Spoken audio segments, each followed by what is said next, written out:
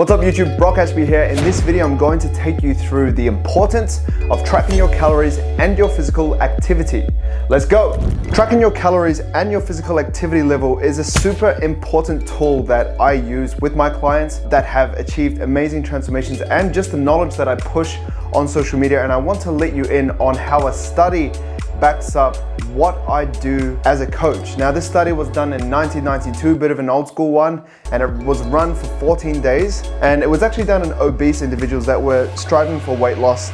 There was 10 people that were diet resistant, and then there was 80 people that weren't diet resistant. And this just means ultimately the diet resistant people were people that have gone through many diets before and failed, and 80 were people that were new to dieting. And for 14 days they were to report their food and also report their physical activity. And I want to focus more on the diet resistance group because these are the people that have failed diets over and over again. And I think that, you know, us in the fitness industry that are pursuing body transformations have experience with calories and tracking and maybe trying to lose fat and failing, or trying to build muscle and failing. So this kind of, I guess, relates to us more, but they actually underreported their food intake by 47%. If you can imagine saying that you had 1200 calories, but you could have had an extra up 600 calories in that day, that's going to throw you off a ton. And also their physical activity was over-reported by 51%. So they ultimately thought that they were 51% on average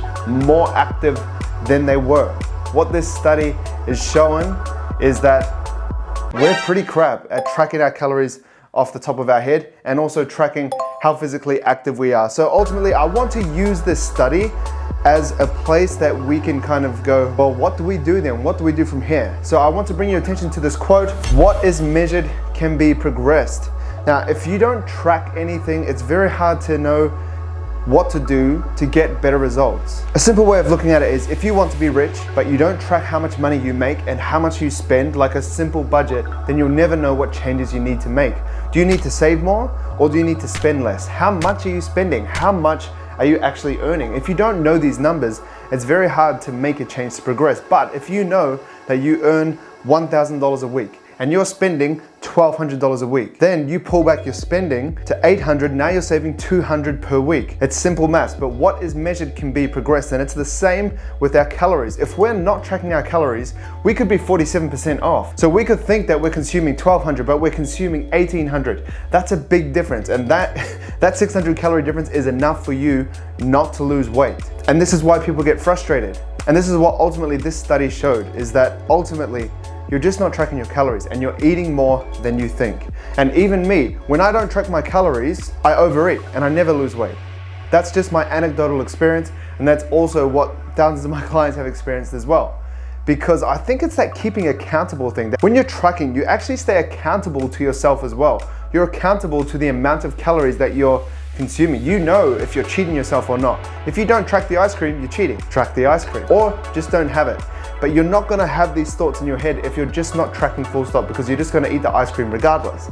Now this is just a small example, but when you're tracking, and I've definitely experienced this myself when I've achieved super lean physiques, I've only been able to do that when I'm tracking, just because it keeps me honest and I'm actually aware of my calorie intake, because as you can see, guessing is just not a very good strategy. The second point, track calories, you're probably wrong.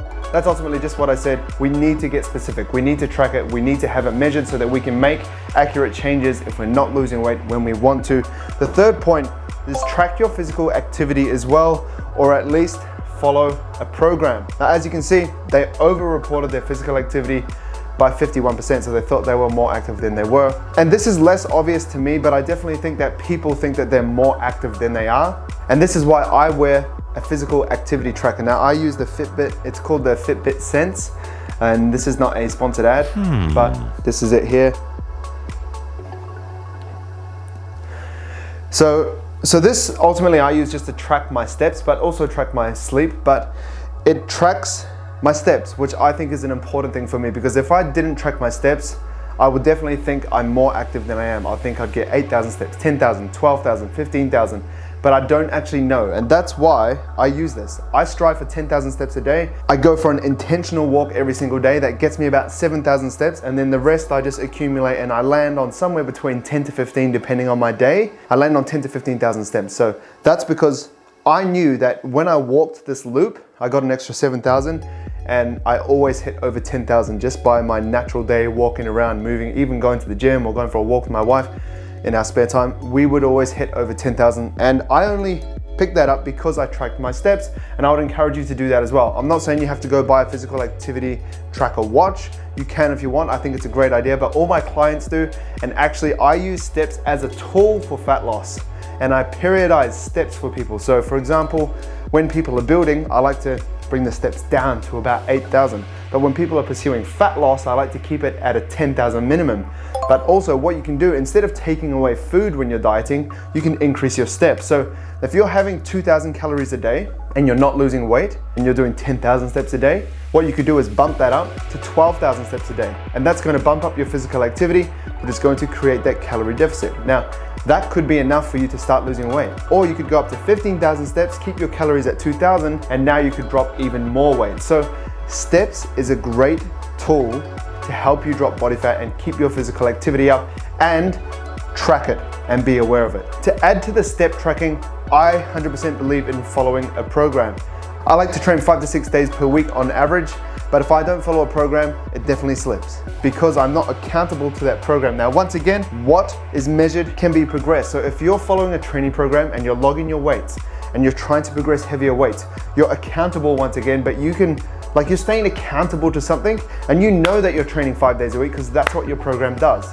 If you don't have a program, if you don't have some sort of schedule to keep you locked into a workout program, it's very easy to slip, and then it's very easy to actually think you're more physically active than you are, or just slip into old habits because nothing's keeping you accountable to achieving your fitness goals. So I hope this study helps you understand that tracking your calories and macros, your physical activity level, and your workout program isn't just something that us personal trainers throw at you just because it's like, oh, just do it because that's what happens. This is what happens. Right? We suck at tracking our food, we suck at guessing how physically active we are, and we get frustrated with our results. So to prevent frustration and actually get results, that is why I have my clients track macros and calories and also follow a structured workout program. I'd highly recommend you do the same. If you have any questions, let me know, but that's it from me today. See ya.